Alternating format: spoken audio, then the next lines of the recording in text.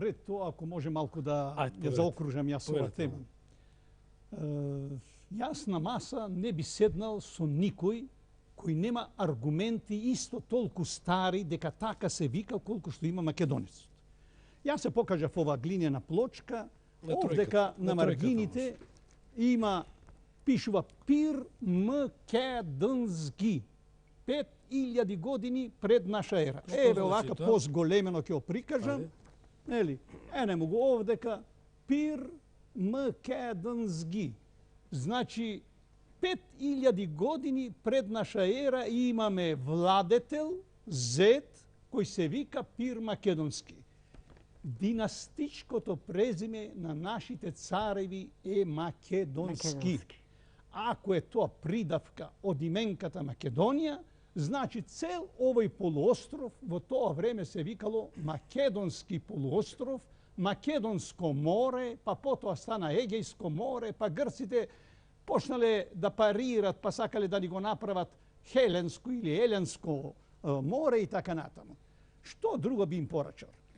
Херодот во својата историја пишува хелените од како ги асимилирале варварите, а тоа пред се македонците и македонските племиња, а пред се автентичниот атички народ пелазгите од малуброен и слаб народ станале голем и силен народ во сваќањето, голем и силен, како што можел да го свати Херодот некаде во 5 век пред наша ера.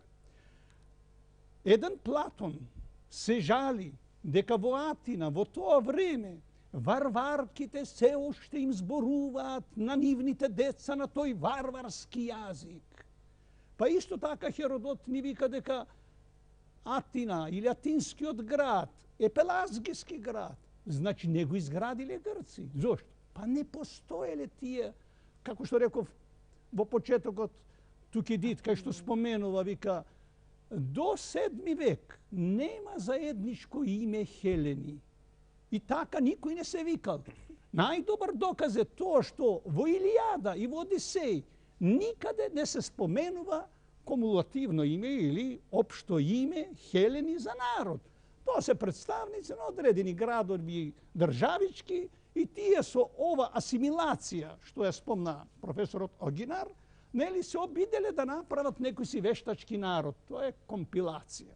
Зошто тоа го викам? Затоа што Херодот знае за Македонија, македонци, пријателе македонче, македонски планини, македонски патишта, македонски реки, македонска земја, македонско царство, македонска династија во 5 век пред наша ера. Значи тоа е нешто кое е издвоено, тоа е нешто што е компактно, тоа е држава која имала граници, која знаела да ги чува тие граници за разлика од тие кои се криеле како глувци во тие нивни мали градови државички и не смееле да излезат надвор од тие мали градови државички. Ако ги земете